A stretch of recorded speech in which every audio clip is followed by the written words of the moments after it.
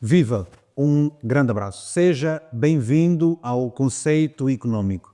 É um momento de análise aqui no Universo Digital, onde vamos trazer assuntos sobre a microeconomia e também sobre a macroeconomia. Claro, não vamos deixar de parte das análises relativamente ao ambiente de negócios em Angola. Esse espaço é apresentado por mim e, claro, temos aqui a presença sempre do Carlos Panzo. O meu técnico é o Orlando Castro e, claro, temos sempre um suporte do Che Agora Aguenta.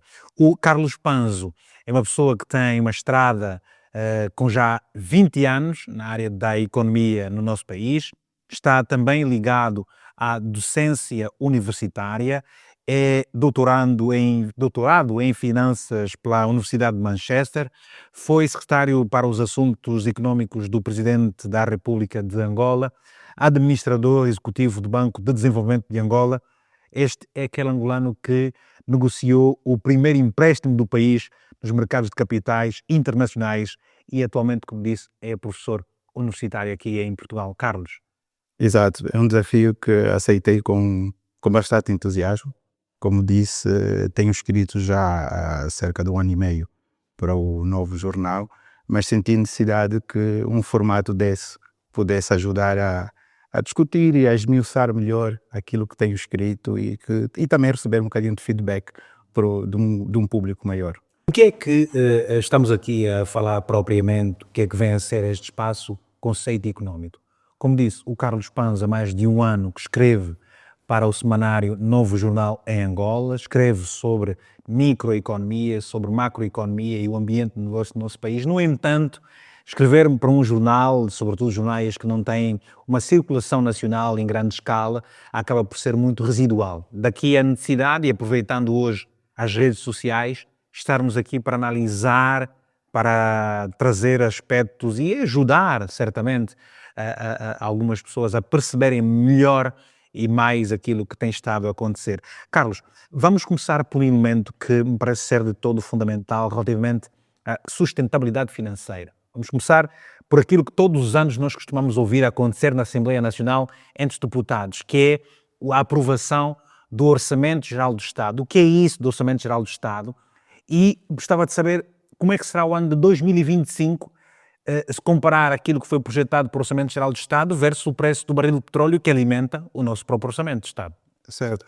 Na verdade, quando nós falamos de sustentabilidade orçamental, este conceito pode parecer um animal bastante enigmático, na verdade não é diferente daquilo que nós, nas famílias, fizemos.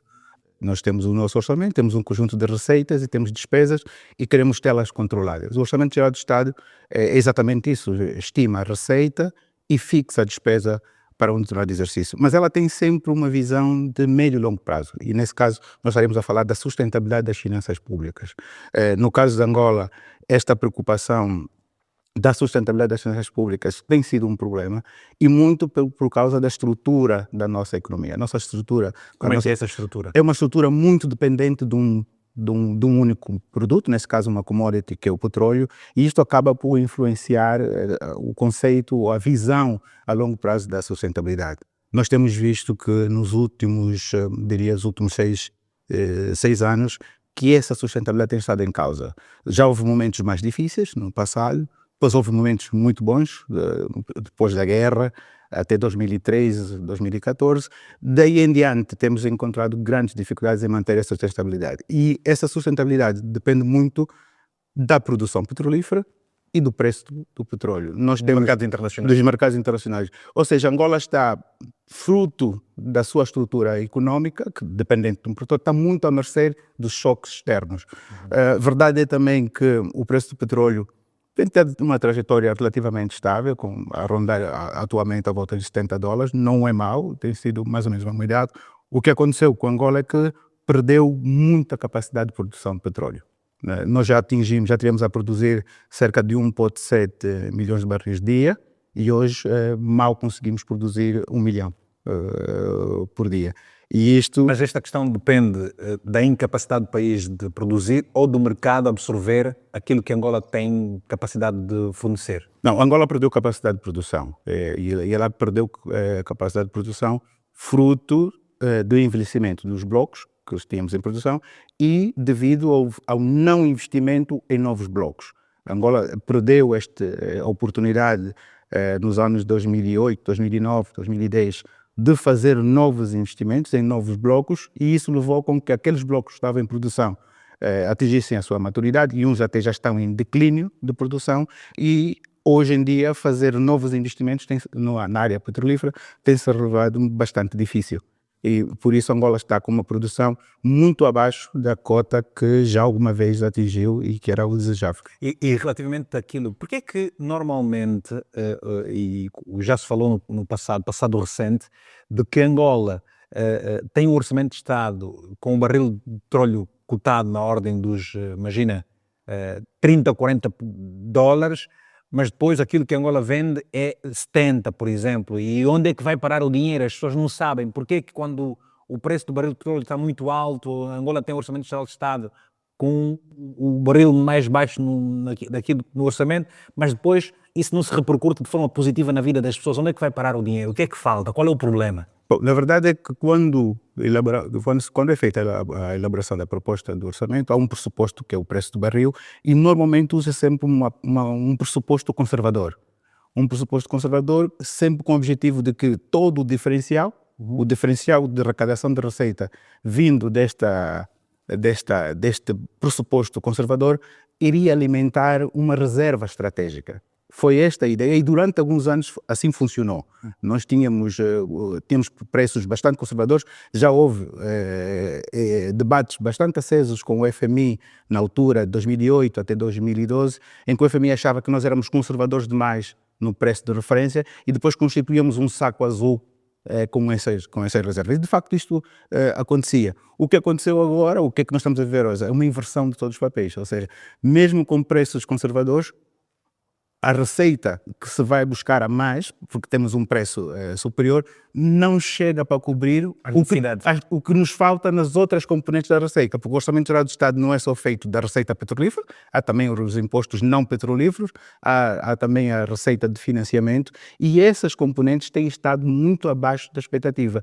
Ou seja, aquilo que se ganha em suposto excesso na receita petrolífera já nem chega para cobrir o déficit nas outras componentes da receita. Quem nos acompanha deve estar a perguntar, mas por que razão é que é assim há tantos anos? Por que é que isto não muda? Por que é que não se aprende com os erros? Onde é que está o problema? Eu acho que nós temos aqui também, talvez aqui uma questão de incapacidade, temos um problema de incapacidade, mas também falta de vontade, porque muitas dessas mudanças são mudanças a médio e longo prazo e requerem um compromisso a longo prazo. Com gestão e transparência. Com gestão e transparência. E requerem um compromisso a longo prazo. Coisa essa que me parece que, olhando para os nossos ciclos políticos e a necessidade de apresentar resultados, resultados imediatos, e muitas vezes leva-nos a fazer investimentos, a fazer planos de despesa que não estão, que não se adequam com aquilo que seria a nossa expectativa a médio e longo prazo. Nós temos que rapidamente inverter a situação da estrutura da economia. A economia depende muito de petróleo e é preciso diversificar. Agora, a verdade é essa dependência é crônica. Angola sempre foi uma economia monodependente. Desde que os portugueses chegaram a Angola, e há dois livros que eu recomendaria, um por uma professora portuguesa, Ferreirinha, publicado já bastante antigo, de 1989, e um outro pelo Manuel Neto da Costa, publicado em 2023, que mostram que Angola sempre foi uma economia monodependente. Só no final da década... Chamava-la petrodependente, né? Nesse caso, monodependente, sempre dependeu de um produto, e esse produto foi variando. Escravos, no início da colonização, o sisal, o algodão, o café, o diamante e hoje o petróleo. Angola nunca foi uma economia diversificada. No final da década dos anos 50, Portugal desenhou então planos de fomento para diversificar a economia, fruto muito da pressão dos movimentos de independência que ocorria em África. Então os portugueses acreditavam que era preciso investir em Angola, diversificar a economia, dar maior robustez à economia e isso poderia apaziguar os movimentos independentistas. Foi nessa altura que Portugal desenhou os primeiros grandes planos de desenvolvimento de Angola. mas que depois não teve tempo de implementar, porque Mas começou a depois- implementar em mas- 61, veio 74, 25 de abril e ficou suspenso. Mas o Presidente da República já disse que o MPLA fez mais em 50 anos, agora quase 50 anos, do que o português em 500. Bom, isso é muito discutível. Os números nem sempre mostram isso. Pois.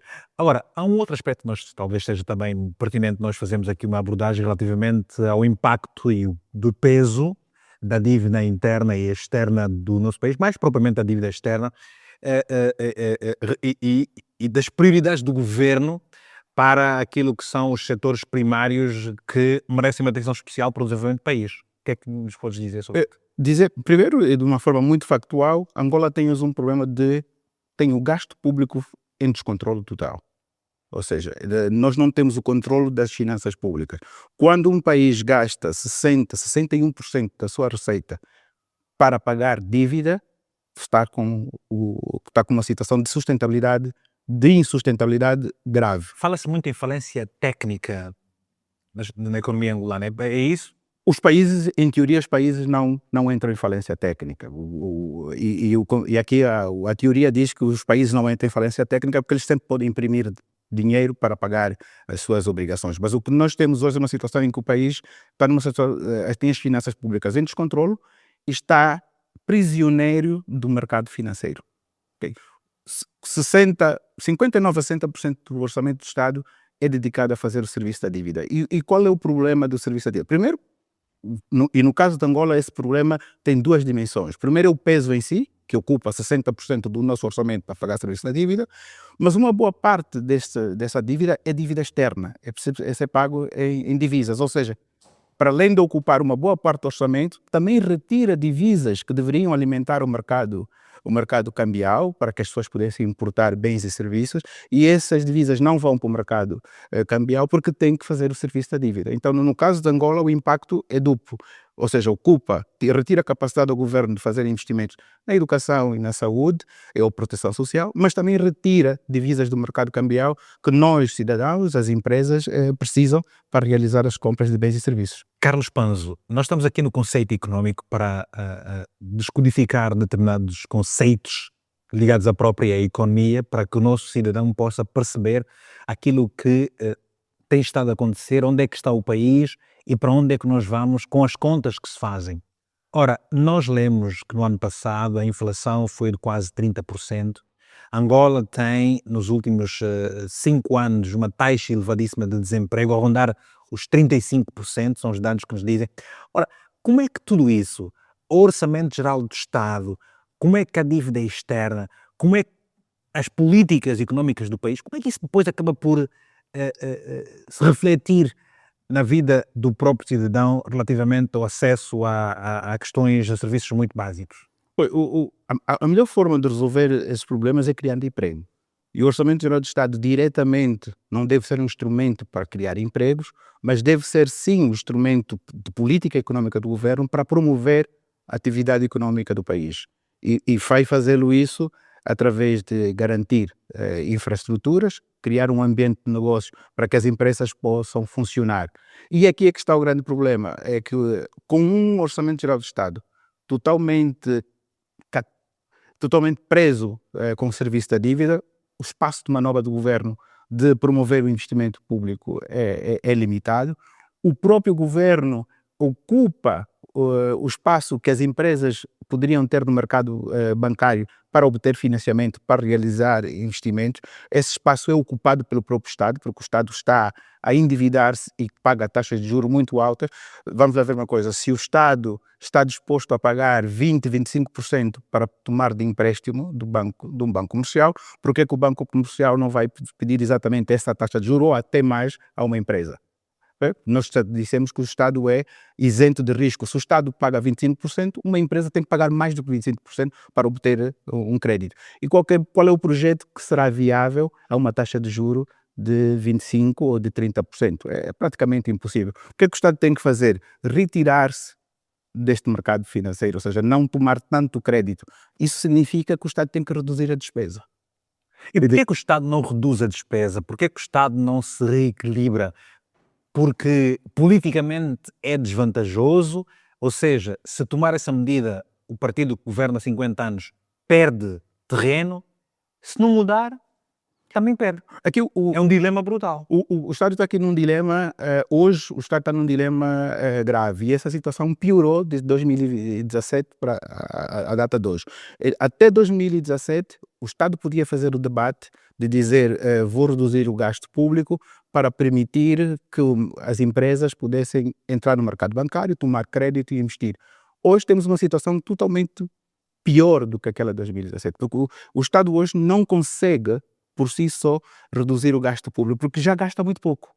Eu já lhe disse que o Estado só 39 a 40% daquilo que é de Estado é despesa efetiva com salários, com gastos em bens e serviços, porque 60% é serviço da dívida. Então, se nós hoje tivermos que falar em reduzir o gasto público, necessariamente estaríamos a falar de reestruturação da dívida, que é uma discussão que parece que cria alguma alergia a alguns gestores públicos em Angola, porque há o estigma que se o país entrar num programa de reestruturação da dívida é considerado tecnicamente falido, os mercados financeiros fecham as portas enquanto durar esse processo de reestruturação. Sinceramente, não me parece que o Estado tenha outra alternativa. Ou seja, isso, se continuar, já não existe um ambiente atrativo do ponto de vista de negócios para Angola. Não, Angola deixa de ter um ambiente atrativo de negócios para o investimento privado e externo, sobretudo, perante esta situação em que se encontra. na verdade já não é. Angola não é um mercado atrativo para o investimento estrangeiro. Se nós olharmos para as estatísticas da captação de investimento estrangeiro em África, com exceção do corredor do Lobito, que foi um grande projeto, um grande sucesso do governo angolano, com exceção deste projeto, Nada mais. não temos nenhum investimento estrangeiro que podemos fazer bandeira de termos captado com grande pompa e circunstância. Mas essa questão do corredor do Lobito é macroeconomia, portanto são grandes investimentos. Mas há também que olhar para a microeconomia, para aquela economia que 3, 4, 5 pessoas, 10, 20 pessoas conseguem fazer e que contribuem para a sobrevivência de muitas famílias, não é? Até aí também é complicado. É complicado. Nós tivemos, depois do final da guerra e com todo o processo de reconstrução nacional que foi iniciado ainda no mandato do presidente José Eduardo dos Santos, houve sim movimento de pequenas empresas portuguesas, brasileiras que se deslocaram a Angola, e muito na área de serviço, na prestação de serviço. Havia alguma dinâmica, as empresas chinesas, mas neste momento não há nada. Todas elas faliram. Faliram, as empresas faliram. A solução vai ser nós, angolanos, fazermos esse investimento, mas nós falamos de capital, e o capital que deveria estar a dispor dos empresários nacionais para que eles pudessem investir, esse capital hoje é consumido pelo Estado. Ou seja, quando o investidor estuda Angola, se por acaso tem algum interesse, ele olha para as instituições do Estado. Até que ponto é que a injustiça é justa, até que ponto é que as leis são respeitadas, até que ponto é que, de facto, aquilo que o presidente ou aquilo que o governo diz vai, de facto, criar. E há estas desconfianças, porquê? Há constantemente exonerações, há constantemente nomeações, portanto, há projetos que começam e não têm transparência, há ajustes de direitos, não se cria competitividade. Isso tudo faz com que Angola não seja um país, de facto, atrativo para o investimento. Está estudado empiricamente, e a literatura também mostra que a fortaleza das instituições é um fator determinante na captação de investimento. E não só investimento privado, investimento estrangeiro, o próprio investimento privado nacional. Por que é que eu vou investir se não há estabilidade nas instituições? Se eu, para conseguir obter uma licença, tenho que ter o acesso a um determinado indivíduo, ou seja, as instituições não ditam as regras, são as pessoas que fazem as instituições. Isto está provado. E também é importante realçar que fora do setor mineiro, normalmente os investidores não arriscam.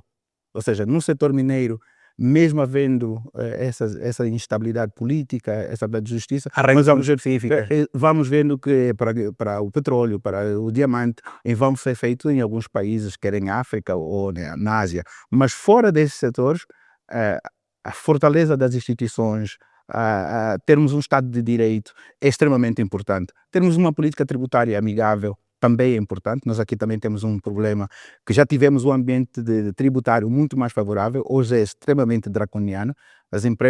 Muitas empresas trabalham para pagar salários e para pagar impostos e nada mais, e só continuam a funcionar porque querem manter o estatuto de terem as empresas a funcionar. E depois temos aqui a agravante, nós temos um país com um mercado informal bastante grande e isso também tem impacto na própria economia, porque não vai buscar, o Estado não vai, deixa de ir buscar receitas em muitos lados. Porque, e essa informalidade vai permanecer enquanto as pessoas que funcionam neste mercado não sentirem vantagens de estarem formalizados. Ou seja, eu tenho que sentir vantagem de estar formalizado. Parece que não há essa vantagem. Não há essa vantagem.